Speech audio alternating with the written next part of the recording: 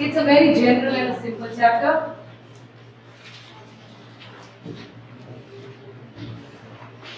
आप double counting system करते हैं? नहीं, double counting double entry system follow करते हैं? करते हैं। What is double entry system?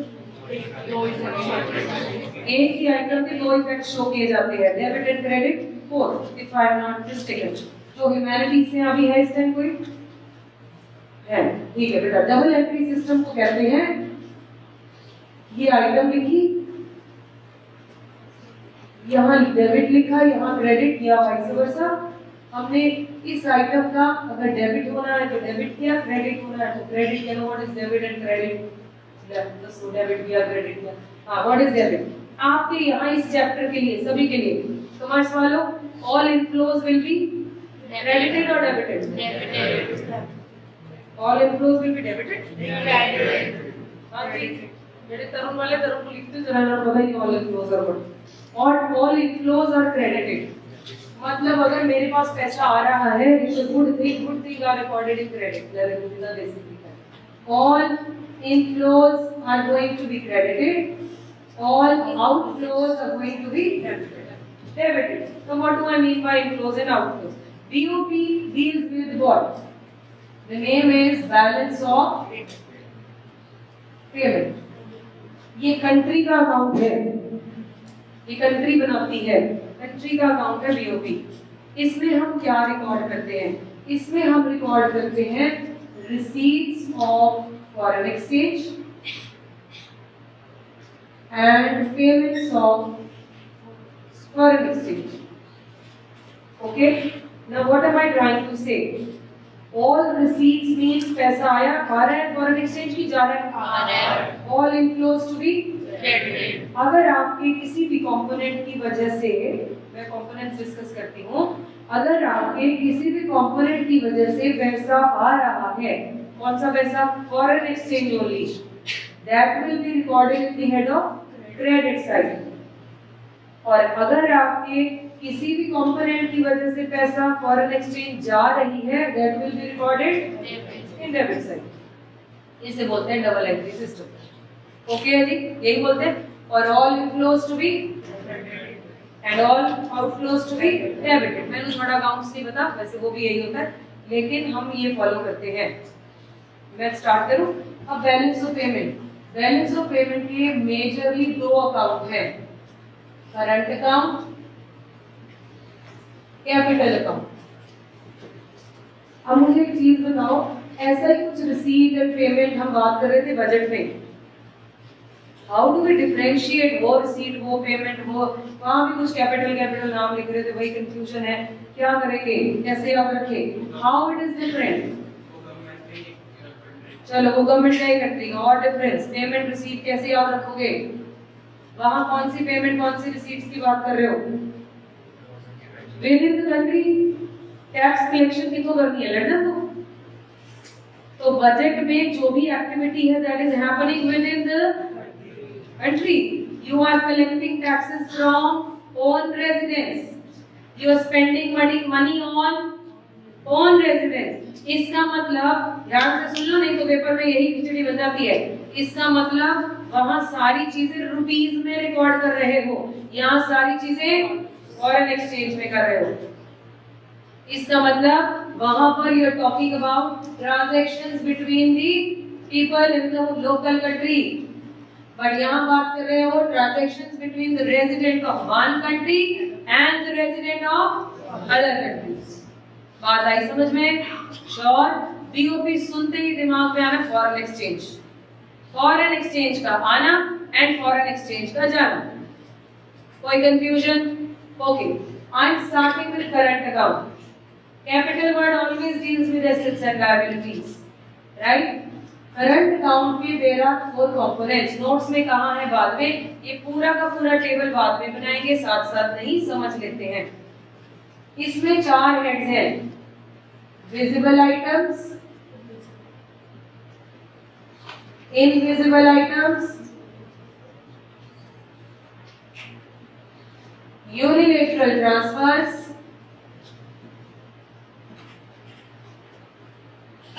And factor income और पेमेंट। यू मे फाइंड किसी बुक में ये 3 लिखे हैं और किसी को क्लब कर दिया, दैट्स ऑल राइट, कोई प्रॉब्लम नहीं है।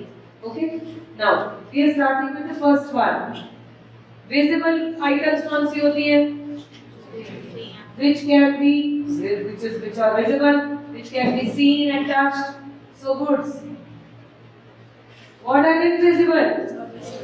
जो मैं तुम्हें ट्रांसफर कर रही हूँ वो इनविजिबल है। It is services. So all the service industries fall in invisible item. पूरी माइक्रो मैक्रो में पहली बार गुड और सर्विस को एक सेपरेट मेंशन किया है because of some reason. Okay नहीं तो हर जगह गुड मतलब सर्विस, सर्विस मतलब गुड, हर जगह लिखते गुड्स एंड सर्विसेज, सिर्फ यहाँ से सेपरेट कर दिया। तो what am I trying to say, visible items का ट्रेड, जब हम विजिबल आइटम्स का ट्रेड करेंगे between one country to the other country, it will be recorded in current account which had visible items. Okay, it means if I export goods, export of goods और if I import of goods, यही दो चीजें हो सकती है trade में। yes or no? yes। export of goods कहाँ record होंगे, डेबिट में कि क्रेडिट में? सामान जा रहा है तो ਤੁਹਾਡਾ सिर, मैंने सामान तो बोला ही नहीं। फॉरेन एक्सचेंज का आना और फॉरेन एक्सचेंज का जाना, सामान का आना और सामान का जाना का तो कोई मतलब ही नहीं। Export of goods will bring foreign exchange, it will bring foreign exchange. Inflow, inflow will be credit. बस वहां बेवकूफ बनाने के लिए वो ये नहीं लिखेंगे payment received from export of goods, वो लिखेंगे एक्सपोर्ट ऑफ गुड्स। तुम देखो कि सामान जा रहा है, चलो डेबिट। सामान का तो मतलब ही नहीं, POP records only foreign exchange, not the goods. कोई trouble? Okay, import of goods are going to be debit, क्योंकि you are going to pay foreign exchange to the other country, outflow। दिशा कराई? Sure? Okay। अब पंगा क्या है, हमें पता होना चाहिए goods trade क्या है। One way of asking this question is define current components, the current account के components, direct question। The other way is identify which account this item will be added in, और कौन सी side. Item बताओ किस account की है, debit होगी कि credit होगी। पेपर में आया import of machinery from China by ABC company in India. हमने इंपोर्ट ऑफ मशीनरी किया चाइना से, where will this be recorded? Now hold, अगर आइडेंटिफिकेशन आती है, सत्यम विच, अगर आइडेंटिफिकेशन आती है सबसे पहले क्या ढूंढना है? अकाउंट। दूसरे नंबर पर क्या ढूंढ, सीक्वेंस से चलना हो तो जल्दबाजी को छड़ना नहीं हो। सबसे पहले ढूंढना है अकाउंट, फिर ढूंढना है कंपोनेंट, फिर ढूंढना है डेबिट क्रेडिट। ओके, नाउ अब इसमें बताइए कि सबसे पहले कौन सा अकाउंट? Current account. कौन सा component? Under the head visible goods. क्या करेंगे, डेबिट की क्रेडिट? डेबिट, क्योंकि जब इंपोर्ट किया you are going to pay foreign exchange to the foreign country. Do you agree? Right. Invisible items कौन सी हैं? Banking, shipping, insurance, education, tourism, ये सब किसके पार्ट है? Invisible, right. So invisible items का नाम लिखा हो। Treatment remains the same. Export of services क्या होगी? Credit. Import of services debit. Okay जी, राइट। यूनिलैटरल ट्रांसफर्स क्या है? ट्रांसफर्स या तो टू अब्रॉड होंगे या फ्रॉम अब्रॉड होंगे। फॉरेन से किसी बच्चे ने फैमिली को पैसा भेजा, what will it be? From abroad. From abroad means money inflow हो रही है क्या outflow? Inflow. So inflow will be credit. Hello Akshay, आंखें खोल के बैठो। Now moving towards the other, अगर ये पैसा हमने फॉरेन भेजा, मैंने अपने बच्चे को फॉरेन पैसा भेजा, so this is part of unilateral transfer to abroad. To abroad means outflow, outflow will be debit. चलो काम खत्म।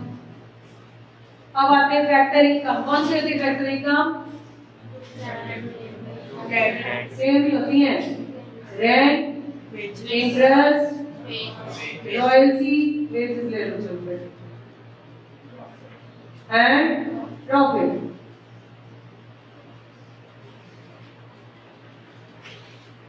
फैक्टर इनकम और payment. If it is income तो क्या करें, क्रेडिट कर देते हैं, and if it is payment debit कर देते हैं। यहाँ तक किसी को कोई problem? Are you sure? Okay, these are basically the components of current account. अब मेरा मानना है, अब इसका हमने क्या निकाला, डेबिट किया, क्रेडिट किया, नेट निकाला, फिर अगली आइटम डाली, डेबिट किया, 4 आइटम्स डाली, डेबिट क्रेडिट करके नेट निकाल लिया, और यहाँ नेट वैल्यू निकाल ली। निकालेंगे ना हम। Now supposingly, hold on, इधर देखो, when will I call my current account in equilibrium? When can I call my current account in equilibrium? When my debits are equal to credits. So my account is in balance. ठीक है ना? Debit credit बराबर account is in balance. When can I say my account in surplus? When credit is more than debit. In a way, I am trying to say the receivings are more than payments. When can I call my account in deficit? Opposite. Payment obligations are more than the receivings. Okay? Now, अगर तो ये equilibrium में है, कुछ study करने की जरूरत नहीं है। Now the problem comes if it is in surplus, problem नहीं, or in deficit.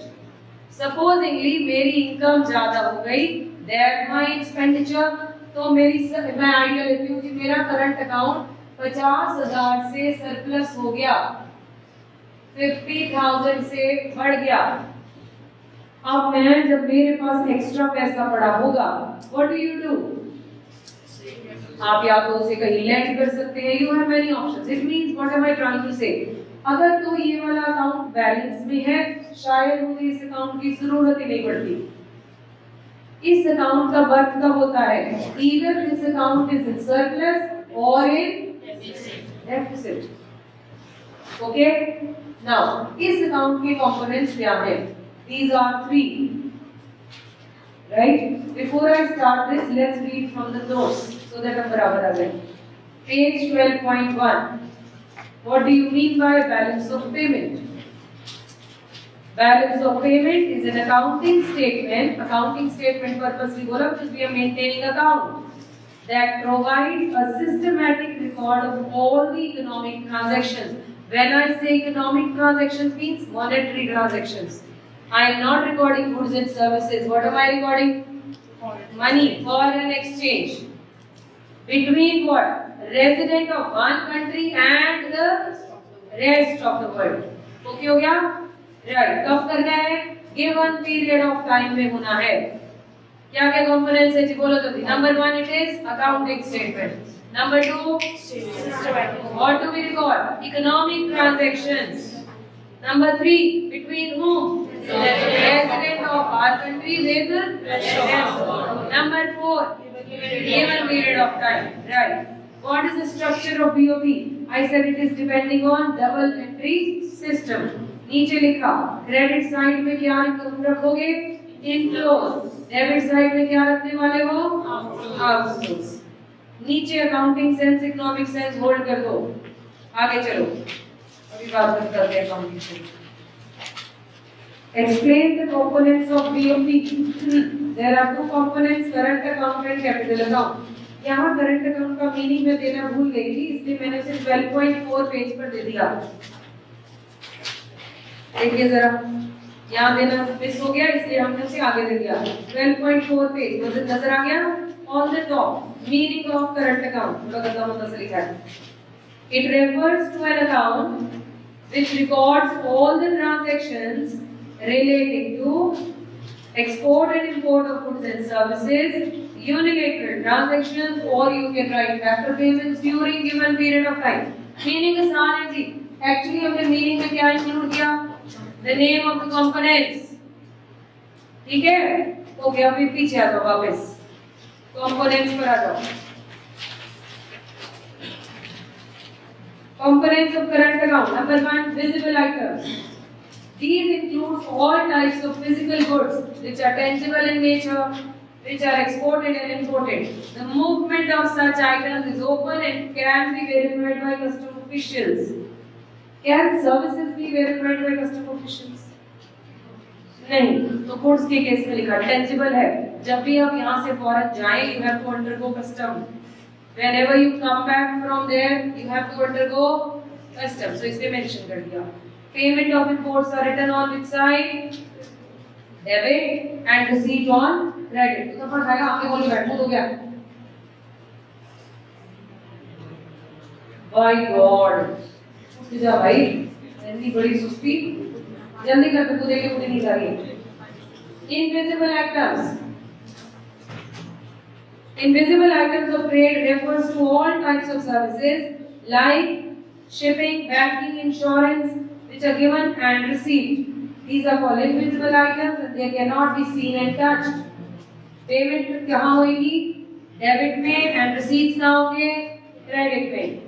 Unilateral transfers. इसमें आते हैं gifts या personal remittances. What do we mean by personal remittances?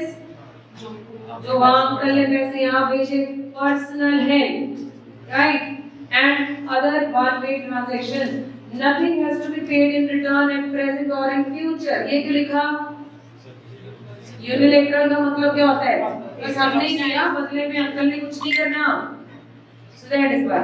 Transfer will be written as receipts are going to be written in the credit side, payment on the debit side. Factor payments, it includes rent, interest, profit, income credit and payment debit.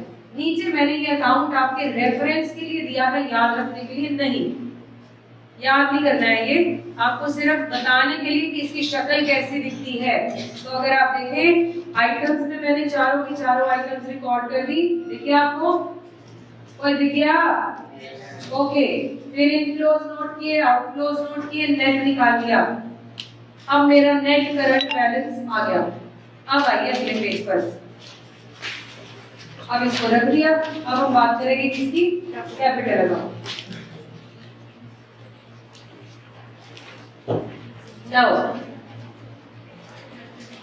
मैंने कहा hello वापस. हमारे पास इस account में 50,000 rupees access हो गए हैं.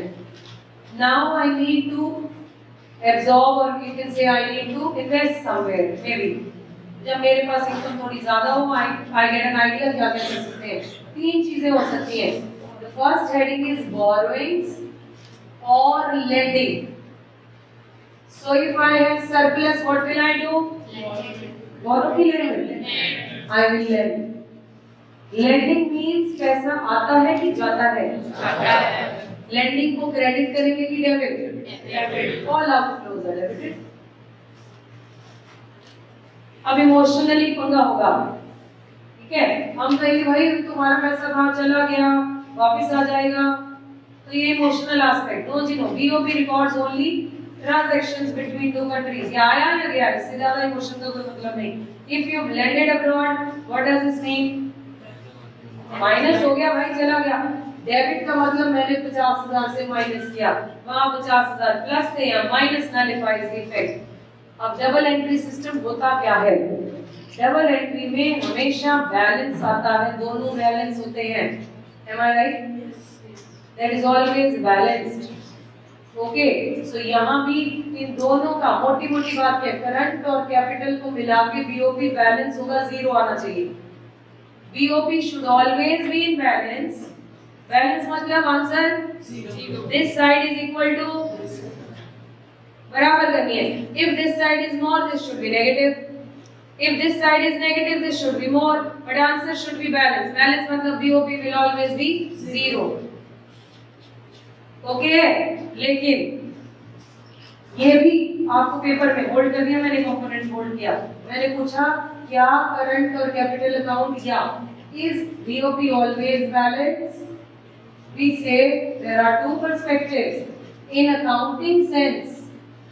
क्योंकि अकाउंटिंग सेंस में भी follow which method? Double entry system. तो डबल एंट्री कहता है it should always balance, it should always be on a balance position.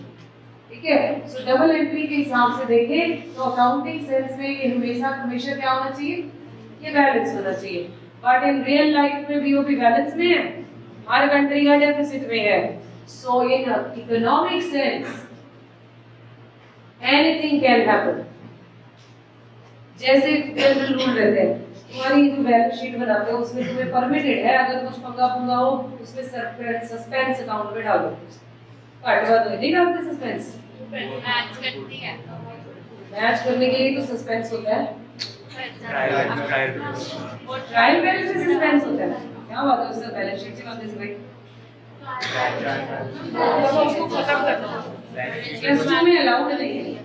ठीक है, मे भी आपको बीकॉम में आगे जाकर क्या करते हैं, बैलेंस शीट को बैलेंस करने के लिए अगर बाय चांस एसेट्स लायबिलिटीज मे भी some changes must have happened there, जैसे पड़ा है बैलेंस शीट को बैलेंस करने के लिए सस्पेंस डाल दो। रियल लाइफ में क्या सस्पेंस पाओगे कंपनी, रियल लाइफ में होता है सस्पेंस, केड़ा सस्पेंस होता है रियल लाइफ में?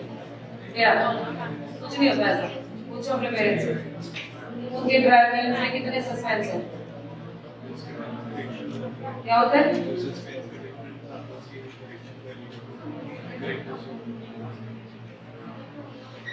ढूंढना पड़ता है गलती कहाँ होगी, ऐसे रियल लाइफ में ढूंढना ही पड़ता है गलती कहाँ होगी, सस्पेंस नहीं होते।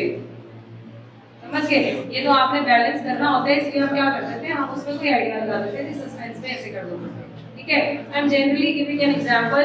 हेलो हेलो, अब हम एग्जांपल ये ले रहे हैं, जब अकाउंट समझाया जाता है वो कुछ और होता है, जब रियल लाइफ में आता है इट इज समथिंग एल्स। ठीक है, तो थ्योरी और प्रैक्टिकल डिफरेंट है। सो यहाँ पे भी सेम है, थ्योरी वाइज देखो तो भैया अकाउंटिंग सेंस में तो ये बैलेंस ही होना चाहिए, बट क्या ऐसा होता है in economic sense anything can happen. बस this is what I am trying to say. It means जब यहाँ 50,000 सरप्लस थे, मैंने उसे लेंड कर दिया, बराबर हो गए, ये प्लस में 50 है, माइनस में answer 0। Okay, now the other way, supposedly my current account is in deficit. अब मुझे ये डेफिसिट कहीं ना कहीं से कंपनसेट कराना पड़ेगा। सो मैंने क्या किया, borrowings will bring in the foreign exchange inflow, yes or no? yes, तो क्या करूँ, इसको क्रेडिट कर देते हैं, वहाँ माइनस था यहाँ प्लस हुआ, आंसर क्या हुआ 0। कोई प्रॉब्लम? हाँ जी, कोई प्रॉब्लम आ नहीं, समझ में आ रही है? नहीं आ रही तो बोलेगा कौन? नाउ हमने यहाँ लिया इस वाले अकाउंट का, बेटा हमने पेमेंट और रिसीट कंपेयर की, हमने पाया हमारी रिसीट ज्यादा है 50,000 से, इसका मतलब ये अकाउंट फेवरेबल हो गया। 50,000 से मैंने इस महीने ज्यादा कमाया, ऐसे लिखते हैं ना, रिसीट्स और more foreign exchange is there, so what will I do with the surplus. Generally लोग क्या करते हैं, जब घर में पैसा बच जाता है बस जो करते हैं वही कर रहे हैं। नंबर 1, मेरे पास पैसा बच गया, ये मांग रहे थे, मैंने इनको लेंड कर दिया। ठीक है, लेंडिंग का मतलब outflow, all outflows are going to be debited का मतलब माइनस। सो मैंने वो यहाँ माइनस किया, उधर प्लस था, प्लस 50 एंड माइनस 50, आंसर कितना 0। मेरे यहाँ पर रिसीविंग्स है कम, पेमेंट है ज्यादा से 50,000 से, मेरा ये अकाउंट 50,000 से शॉर्ट है। हेलो, कितने से? 50,000 से। अब मैं किसी को ढूंढ रही हूँ ये एकोमोडेट कर दे, तो मैंने इनसे बोरो कर लिया। हेलो वानी, 50,000 से कम था, मैंने जब बोरो किया तो 50 ऐड हो गए, आंसर 0। अब जरूरी बोरोइंग लेंडिंग करनी है, मेरे पास पैसा सरप्लस था, मैं इन्वेस्टमेंट भी तो कर सकती हूँ, हाँ या ना? इन्वेस्टमेंट ईदर टू और from, investment to abroad, investment from abroad. ठीक है, इन्वेस्टमेंट दो तरह की होती है, कल पढ़ ली, क्या थी? FDI and FIR. ठीक है, अब मेरे पास ये टू अब्रॉड कब होगी? जब 50,000 बढ़ गए, मैंने लेंड करने की बजाय सोचा इन्वेस्ट कर देती हूँ कहीं। जब मैंने टू अब्रॉड किया, पैसा आया कि गया? गया मतलब क्रेडिट की डेबिट। हेलो, क्रेडिट की डेबिट, डेबिट। जब मेरे पास यहाँ पैसे कम, वहां से पैसा आया, उतना ही आ गया, from abroad will be credited. Okay, तीसरा heading very important, change in foreign exchange reserves. ये क्या है? सपोजिटली मेरे पास 50,000 सरप्लस में है। ओके, एक तरीका है मैंने किसी को उधार दे दिया, दूसरा तरीका है मैंने इन्वेस्ट कर दिया, एक तीसरा तरीका है मैंने ये दोनों नहीं किए, मैंने अपने अलमारी में रख दिए। वो जरूरी है किसी को लैंड करने, इन्वेस्ट करने हैं? हमारे घर में भी ऐसे करते होंगे, जरूरी तो नहीं लैंडिंग करनी है, इन्वेस्टमेंट होने भाई अलमारी में रख दो, उसे कहते हैं फॉरेन एक्सचेंज रिजर्व। मैंने क्या किया? Neither I am landing nor I am giving it to anyone through investment, I am depositing this पैसा, this foreign exchange reserve in my own reserves. जो पढ़े थे, तो मैंने जब डिपॉजिट किया, डिपॉजिट का मतलब अकाउंट से पैसा अंदर आ रहा है कि जा रहा है? हेलो, आ रहा है कि जा रहा है? जा रहा है। याद रखना, ये अकेला ही पॉइंट आता है 3 से 4 नंबर में। सो इसमें बोला मैंने ना ये किया ना ये किया, मैंने पैसा उसमें डिपॉजिट कर दिया। When you deposit it is debited.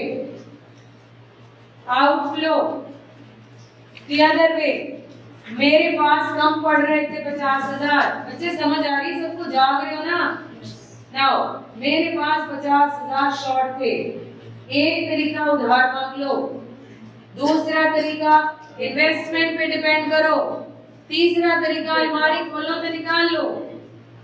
सो मैंने वहां से विड्रॉ किए।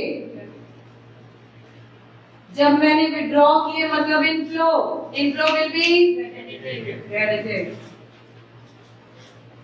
आगे कौन सा वाला? किसको डिपॉजिट कर रहे हो? बीओपी में? कहाँ डिपॉजिट कर रहे हो? एक आउटसाइड रिजर्व पड़ा है हमारे पास, हमारा अपना ही रिजर्व है, लेकिन बीओपी अकाउंट से क्या कर रहे हो? उसे बाहर। बीओपी अकाउंट से क्या कर रहे हो? बाहर। सो क्योंकि मैं वहां से निकाल के डाल रही हूँ बाहर, तो मैंने एग्जिट दिखा दिया, मैं डिपॉजिट कर दिया, मैंने जमा कर दी, माइनस। ठीक है, अब मैं बीओपी अकाउंट में उस पैसे को इंट्रोड्यूस कर रही हूँ, बस ये एंगल मुश्किल लगता है। When I am introducing money to the account, it is bringing in, it will be flow. Correct? Sure? अब आपके पास ब्लैंक पेज है, पहले उसे कॉपी कीजिए, फिर मैं इसको रीड करूंगी। अभी रहते हैं ना कंपोनेंट्स कैपिटल के पढ़ने, पहले आप सारे टेबल को एक ब्लैंक पेज पे कॉपी कीजिए। जैसे बजट में फ्लो चार्ट विल हेल्प, ऐसे बीओपी में फ्लो चार्ट विल हेल्प। ये पहले रीड कर ही लें एक बार, लेट्स फिनिश, फिर मैं अपनी रिकॉर्डिंग भी रोकूंगी। ओके, वापस आइए 12.4 पेज पे और आ जाइए। 12.4 मिल गया? Capital account of BOP records all such transactions between residents of a country and rest of the world which relate to purchase and sale of foreign assets and maybe foreign liabilities during a year. Number 1, borrowings and lendings to and from abroad. All transactions relating to borrowings from abroad. अब कौन कौन मांगता होगा वहां से? Private sector मांग सकते हैं, गवर्नमेंट मांग सकती है। इसका मतलब इधर देखो बोर्ड पे, बोरोइंग्स एंड लेंडिंग्स दो तरह की होती हैं, प्राइवेट एंड ऑफिशियल। इसे हम प्राइवेट ट्रांजैक्शन कहेंगे और इसे हम ऑफिशियल ट्रांजैक्शन कहते हैं। जो प्राइवेट सेक्टर पैसा बोरो करता है वो किस हेड में डाल देते हैं हम? Under the head borrowings and private transaction. जो गवर्नमेंट बोरो करती है वर्ल्ड बैंक आईएमएफ से, वो कहां आता है? ऑफिशियल ट्रांजैक्शन में। Let's read further. So all transactions relating to lending to abroad by private sector or government lending abroad and repayment of loan to abroad are recorded on the debit side. Private transaction A part. Notes में देखो मेरे मुंह पे कुछ नहीं लिखा। 12.5 Private sector of the country receives short term and long term foreign loans. All receipts will be credited, all repayments will be debited. Second, official transaction कौन करेगा? Government. It includes the transactions undertaken by the government with the rest of the world. Example कहाँ से आ रही है? IMF, World Bank to finance the deficit of BOP. हम उन्हें कहते भाई हमारा BOP में गड़बड़ है, प्लीज फाइनेंस कर दो। Investment to and from. It includes investment by rest of the world in shares of foreign companies. Real estate in India, such investments from abroad are credited. दूसरा ऑपोजिट नीचे लिख दिया। कौन सी तरह की इन्वेस्टमेंट्स होती हैं जी? FDI एंड ये हम कल कर चुके हैं डिटेल में, आप रीड कर लेंगे। And last is change in foreign exchange reserve. The foreign exchange reserve, इस पॉइंट के आगे इंपॉर्टेंट लिख लो। अगर आपको लगता हो कोई एक आधा पॉइंट आपको बुक में से अच्छा लग रहा है, लर्न आसान से हो रहा है, आप से लीजिए, नो इश्यूज, ठीक है। The foreign exchange reserves of a country are held by the central bank. Official reserves, assets of a country includes what? Gold stock, holding of convertible foreign currencies, and it is not possible in the, it is net position in the IMF. मतलब उस reserve की वजह से हमारी IMF में क्या position है वो डिफाइन होती है। A change in foreign exchange is entered in POP account. Any withdrawal, underline, any withdrawal will be recorded on the, कोई कितने रिकॉर्ड करते हैं withdraw को? Credit side, क्योंकि withdraw means inflow of foreign exchange, and any addition यानी deposit will be recorded on the debit side. अब आप इसे कॉपी कीजिए, इस पूरे फ्लो चार्ट को कॉपी करें, and then we will